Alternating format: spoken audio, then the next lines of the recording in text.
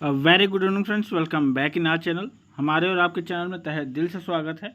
आज का हमारा जो टॉपिक है वो है BA fourth semester sociology unit 3 part 2 से। ठीक है, फर्स्ट पार्ट हम लोगों ने कल देखा था, ठीक है, जिसमें 25 क्वेश्चन थे। इसमें भी हम लोग आज 25 क्वेश्चन फिर से कवर करेंगे। ठीक है, और जो यूनिट 3 है वो क्या है, संरचनात्मक समस्याएं से। ठीक है, देखते हैं हमारा पहला क्वेश्चन क्या है। 26वां क्वेश्चन, निम्नलिखित में से कौन सी दशा भारत में क्षेत्रीय असमंजस्य के लिए उत्तरदायी है। ठीक है, यानी जो क्षेत्रीय असमंजस है उसके लिए इन चारों में से कौन सा उत्तरदायी है। क्या चीज़ देखते हैं।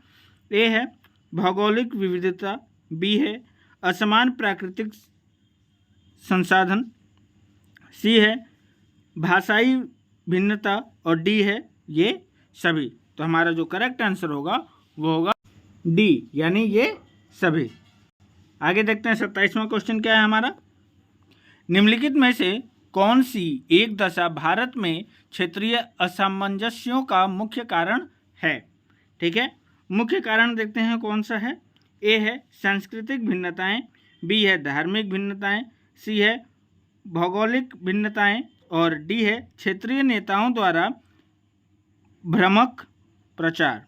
ठीक है, तो हमारा जो करेक्ट आंसर होगा वो होगा डी, यानी जो क्षेत्रीय नेताएं होते हैं, नेताओं के फैलाए गए भ्रामक प्रचार की वजह से। ठीक है, 28वां क्वेश्चन है हमारा। निम्नलिखित में से कौन सी एक दशा क्षेत्रीय असामंजस्य की समस्या को दर्शाती है। ठीक है, यानी इसमें से हमें क्या बताना है, जो क्षेत्रीय असमंजस्य है उसे दर्शाती है, यानी उसके बारे में पता चलता है। ए है क्षेत्रीय नेतृत्व का प्रादुर्भाव, बी है क्षेत्रीय भाषाएं, सी है क्षेत्रीय समस्याएं और डी है ये सभी। तो किससे पता चलता है, क्षेत्रीय नेतृत्व से भी पता चलता है, क्षेत्रीय भाषाएं से भी पता चलता है, क्षेत्रीय समस्याओं से भी पता चलता है, यानी ये सभी। उसके बाद हमारा क्या है, एक धर्म के अंतर्गत एक दूसरे से भिन्न वैचारिकी के आधार पर विकसित होने वाली प्रमुख शाखाओं को कहा जाता है। ठीक है, क्या कहा जाता है। ए क्या है पथ, बी क्या है अनुष्ठान, सी क्या है संप्रदाय और डी क्या है इनमें से कोई नहीं। क्वेश्चन एक बार और देखते हैं क्या था। एक धर्म के अंतर्गत एक दूसरे से भिन्न वैचारिकी के आधार पर विकसित होने वाली प्रमुख शाखाओं को कहा जाता है। तो हमारा जो करेक्ट आंसर होगा वो होगा समुदाय। ठीक है, 30वां क्वेश्चन है। निम्नलिखित में से कौन एक पूर्वोत्तर भारत की प्रमुख क्षेत्रीय समस्या है, यानी इसमें से हमें बताना है कौन सी एक समस्या पूर्वोत्तर भारत की प्रमुख समस्या है। ए है क्षेत्रीय स्वाधीनता की मांग और बी है जनजातीय आरक्षण में वृद्धि की मांग, सी है बेरोजगारी और डी है बाहरी समूहों द्वारा शोषण। तो हमारा जो करेक्ट आंसर होगा वो होगा ए, यानी क्षेत्रीय स्वायत्तता की मांग। ठीक है, 31वां क्वेश्चन यानी 31वां क्वेश्चन क्या है।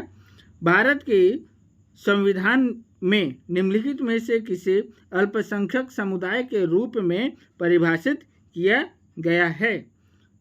ए है जो धार्मिक आधार पर छोटा हो, जो भाषीय आधार पर छोटा हो, सी जिसके सांस्कृतिक प्रतिमान बहुसंख्यक समुदाय से भिन्न हो और डी अल्पसंख्यक की संविधान में कोई परिभाषा नहीं दी गई है। तो हमारा जो करेक्ट आंसर होगा वो होगा डी, यानी अल्पसंख्यक को संविधान में कोई परिभाषा नहीं दी गई है। ठीक है, यानी अल्पसंख्यक के बारे में संविधान में कुछ परिभाषा नहीं पाई जाती है। ठीक है, 32 क्या है, भारत में निम्नलिखित में से किसे अल्पसंख्यक माना जाता है, यानी भारत में किसे अल्पसंख्यक माना जाता है? ए है मुसलमान, बी है ईसाई, सी है जैन और डी है ये सभी। तो हमारा जो करेक्ट आंसर होगा वो होगा सी, यानी ये सभी जो है भारत के अंदर अल्पसंख्यक माने जाते हैं। ठीक है, उसके बाद क्या है, भारत के संदर्भ में निम्नलिखित में से कौन सी एक अल्पसंख्यक समुदाय की विशेषता है? ठीक है, यानी भारत के संदर्भ में इसमें हमें बताना है अल्पसंख्यक समुदाय की विशेषता क्या है। ए है जिसकी धार्मिक संस्कृति विशेषताएं बहुसंख्यक समुदाय से भिन्न होती है। बी जो बहुसंख्यक समुदाय के अधीन होता है। सी जिसके नागरिक अधिकार बहुसंख्यक समुदाय से कम होते हैं। और डी जो बहुसंख्यक समाज द्वारा शोषित होता है। तो हमारा जो करेक्ट आंसर होगा वो होगा ए, यानी जिसकी धार्मिक सांस्कृतिक विशेषताएं बहुसंख्यक समुदाय से भिन्न होती है। ठीक है, आगे देखते हैं क्या है। कानूनी आधार पर केरल में निम्नलिखित में से कौन एक अल्पसंख्यक समुदाय नहीं है? यानी कानूनी तौर पर केरल में इसमें से कौन से जो है अल्पसंख्यक समुदाय नहीं है? ए है हिंदी भाषी समुदाय, बी है तेलुगु भाषा समुदाय और सी है मुसलमान भाषी समुदाय और डी है तमिल भाषी समुदाय। तो हमारा जो करेक्ट आंसर होगा वो होगा ए, यानी हिंदी भाषी समुदाय जो है केरल में कानूनी तौर पर अल्पसंख्यक भाषी नहीं है। ठीक है, आगे देखते हैं 35वां क्वेश्चन। नागालैंड, मेघालय तथा मणिपुर जैसे राज्यों में किसे अल्पसंख्यक माना जाता है? ठीक है, देखना क्या है, हमें क्या बताना है। नागालैंड, मेघालय और मणिपुर में अल्पसंख्यक किसे माना जाता है? ए क्या है ईसाई, बी है हिंदू, सी है ए तथा बी दोनों और डी है इनमें से कोई नहीं। तो नागालैंड, मेघालय, मणिपुर में हिंदू को क्या है अल्पसंख्यक माना जाता है। ठीक है, आगे देखते हैं 36वां क्वेश्चन क्या है हमारा। नीचे दो वक्तव्य कथन तथा कारण के रूप में दिए गए हैं।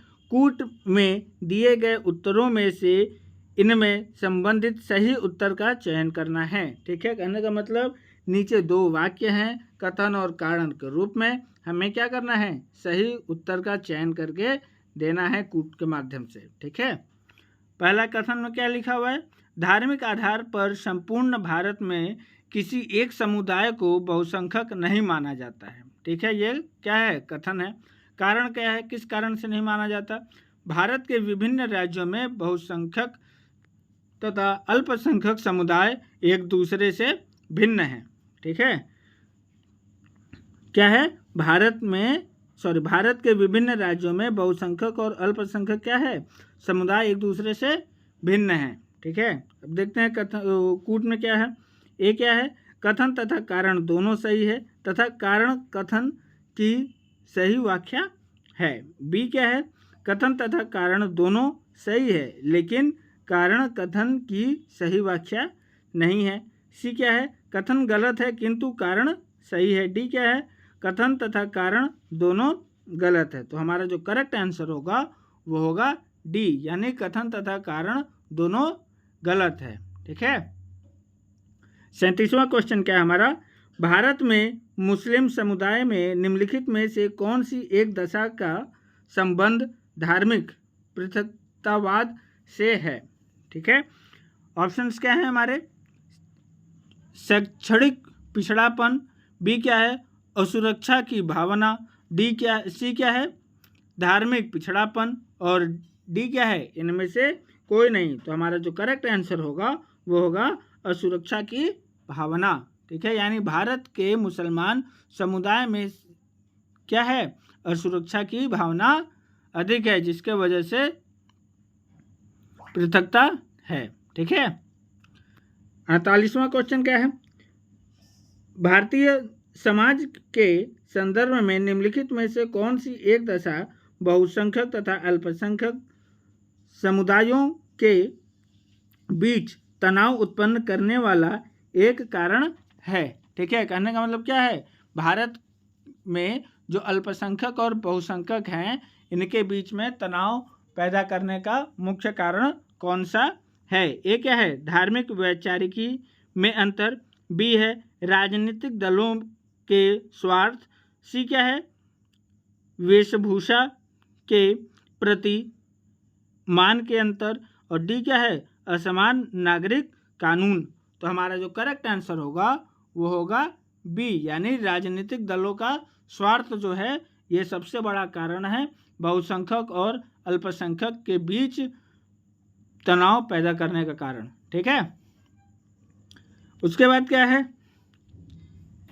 भारत में धार्मिक अल्पसंख्यकों के हितों की रक्षा करने के लिए सरकार ने पहला अल्पसंख्यक आयोग कब स्थापित किया था। कहने का मतलब क्या है, भारत में जो धार्मिक अल्पसंख्यक समाज है उसको सुरक्षा प्रदान करने के लिए भारत सरकार ने किस आयोग का अल्पसंख्यक समाज का रक्षा करने के लिए जो कानून बनाया था वो कब बनाया था, सन 1956, सन 1972 या सन 1978 या सन 1998। तो जो हमारा करेक्ट आंसर होगा वो होगा सी, यानी सन 1978 में। ठीक है, 40वां क्वेश्चन देखते हैं हमारा क्या है, निम्नलिखित में से किसे पंजाब में अल्पसंख्यक समुदाय माना जाता है। यानी पंजाब में किसे अल्पसंख्यक समाज माना जाता है, समुदाय। ए क्या है, सिख। बी हिंदू। सी गुजराती। और डी क्या है, बंगाली। तो हमारा जो करेक्ट आंसर होगा वो होगा सिख। ठीक है, आगे चलते हैं, क्या है 41वां क्वेश्चन, भारत में, हाँ तो 41वां क्वेश्चन क्या था हमारा, भारत में अस्पृश्यता की परंपरागत अवधारणा का संबंध निम्नलिखित में से किस दशा से है। ये क्या है, पवित्रता तथा अपवित्रता की अवधारणा। बी क्या है, वैदिक हिंदू धर्म। सी क्या है, पुरुषार्थ। और डी क्या है, अध्यात्मवादी विश्वास। तो हमारा जो करेक्ट आंसर होगा वो होगा ए, यानी पवित्रता तथा अपवित्रता की अवधारणा।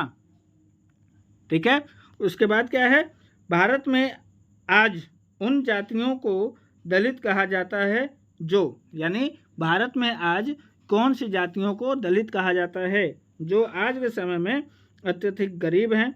बी क्या है, मानव अधिकारों से वंचित हैं।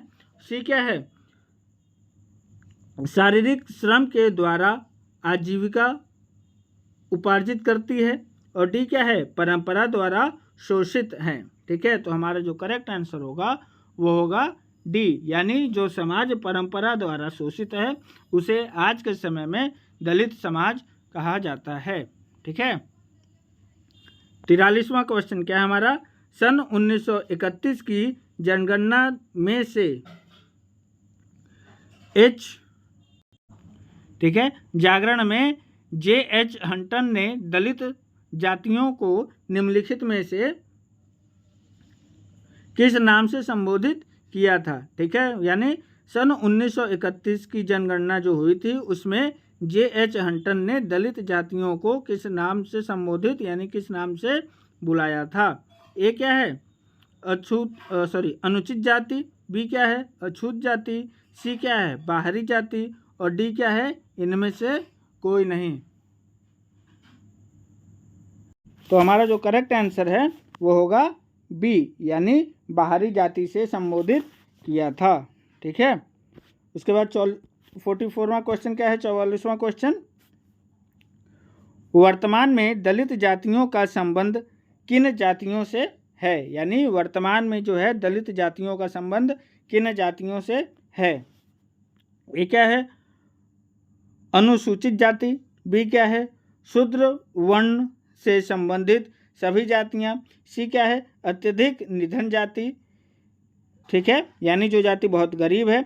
डी क्या है, अनुसूचित जातियां तथा जनजातियां। तो हमारा जो करेक्ट आंसर होगा वो होगा ए, यानी अनुसूचित जातियां। ठीक है, उसके बाद का हमारा क्या क्वेश्चन है, नीचे दो वक्तव्य यानी दो कथन तथा और कारण के रूप में दो वाक्य दिए हुए हैं और उसमें से हमें क्या करना है, सही वाक्य या कारण बताना है। ठीक है, सही कौन सा है। देखते हैं कथन क्या कह रहा है। भारत की विभिन्न दलित जातियों की परिस्थिति में होने वाला परिवर्तन समान प्रकृति का नहीं है। ठीक है, कहने का मतलब क्या है, भारत की विभिन्न जो दलित जातियां हैं उनकी परिस्थिति जो है क्या है, परिवर्तन समान नहीं है। ठीक है, यानी सभी जगहों की अलग अलग परिस्थिति है दलित जातियों की। ठीक है, कारण अब उसका क्या है, विभिन्न दलित जातियों की शैक्षिक, आर्थिक और राजनीतिक परिस्थितियां एक दूसरे से बहुत भिन्न हैं। किस कारण से भिन्न है, शैक्षणिक यानी पढ़ाई लिखाई के कारण, आर्थिक स्थिति के कारण और क्या, राजनीतिक परिस्थितियों के कारण उनकी जो परिस्थितियां हैं वो भिन्न भिन्न हैं। ठीक है, ऑप्शन देखते हैं कौन सा सही है। ए क्या है, कथन तथा कारण दोनों सही है तथा कारण कथन की सही व्याख्या है। बी क्या है, कथन तथा कारण दोनों सही है लेकिन कारण कथन की सही व्याख्या नहीं है। सी क्या है, कथन सही है किंतु कारण गलत है। डी क्या है, कथन गलत है किंतु कारण सही है। तो जो हमारा करेक्ट आंसर होगा वो होगा ए, यानी कथन तथा कारण दोनों सही है। ठीक है, तथा कारण कथन की सही व्याख्या है। ठीक है, आगे देखते हैं हमारा क्या है 46वां क्वेश्चन। अन्य पिछड़े वर्ग के लिए निम्नलिखित में से कौन सी श्रेणी उनकी सही प्रकृति को दर्शाती है। ठीक है, यानी जो अन्य पिछड़े वर्ग के लोग हैं उनको कौन सी प्रकृति दर्शाती है। ए क्या है, पिछड़े हिंदुओं की श्रेणी। बी क्या है, विशिष्ट श्रेणी। सी क्या है, गैर अनुसूचित श्रेणी। और डी क्या है, अवशिष्ट श्रेणी। तो जो हमारा करेक्ट आंसर होगा वो होगा डी, यानी अवशिष्ट श्रेणी। ठीक है, 47 क्वेश्चन क्या है हमारा 47वां। पिछड़े वर्गों की दशा में सुधार करने के लिए केरल में निम्नलिखित में से कौन सा एक आंदोलन किया गया था। ठीक है, कहने का मतलब पिछड़े जो वर्ग हैं उनकी दशा को सुधारने के लिए केरल में कौन सा आंदोलन किया गया था। ए क्या है, महार आंदोलन। बी है तेभागा आंदोलन। सी है श्री नारायण धर्म परिपालक आंदोलन। और डी है दलित पैंथर आंदोलन। तो हमारा जो करेक्ट आंसर होगा वो होगा सी, यानी श्री नारायण धर्म परिपालन आंदोलन। ठीक है, 48वां क्वेश्चन क्या है हमारा, देखते हैं।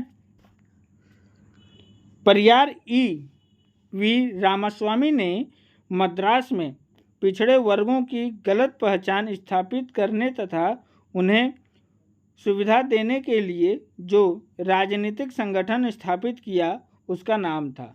ठीक है, यानी पेरियार ई वी रामास्वामी ने मद्रास में जो पिछड़े वर्ग के गलत अलग पहचान और स्थापित करने के लिए कौन सा राजनीतिक संगठन स्थापित किया था। ए क्या है, द्रविड़ मुन्नेत्र कड़धम। और बी क्या है, अन्ना द्रविड़ मुन्नेत्र कड़धम। सी क्या है, तमिल देशम पार्टी। और डी क्या है, द्रविड़ कड़धम पार्टी। तो हमारा जो करेक्ट आंसर होगा वो होगा डी, यानी द्रविड़ कड़धम पार्टी की स्थापना, राजनीतिक संगठन की स्थापना इन्होंने की थी। ठीक है, 49वां क्वेश्चन क्या है, भारतीय संविधान का कौन सा अनुच्छेद राष्ट्रपति को सामाजिक और शैक्षणिक रूप से पिछड़े वर्ग का पता लगाने के लिए एक आयोग को नियुक्त करने का अधिकार देता है। ठीक है, यानी भारतीय संविधान में कौन सा एक अनुच्छेद है जो राष्ट्रपति को सामाजिक और शैक्षणिक रूप से पिछड़े वर्ग का पता लगाने का अधिकार देता है। ए क्या है, अनुच्छेद 1, अनुच्छेद 341, सी क्या है अनुच्छेद 342 और डी क्या है अनुच्छेद 365(4). तो जो हमारा करेक्ट आंसर होगा वो होगा ए यानी अनुच्छेद 340। 50वां क्वेश्चन देखते हैं क्या है। पिछड़े वर्गों की दशा में सुधार करने से संबंधित आत्मसम्मान आंदोलन के प्रेरणा का नाम है। ठीक है, यानी पिछड़े वर्गों की दशा में सुधार करने से संबंधित आत्मसम्मान आंदोलन जो हुआ था उसके नेतृत्व यानी उसके प्रेरणा का नाम क्या था। ठीक है, ए क्या है श्री नारायण स्वामी, बी पेरियार रामास्वामी और सी क्या है श्रीमन नारायण और डी क्या है जयललिता। तो जो हमारा करेक्ट आंसर होगा वो होगा बी यानी पेरियार रामास्वामी जो थे वो प्रेरणा थे किसके आत्मसम्मान आंदोलन के। ठीक है, तो आज के लिए इतना ही। हम लोग मिलते हैं अपने नेक्स्ट वीडियो में नए क्वेश्चंस के साथ। Till then take care, thank you.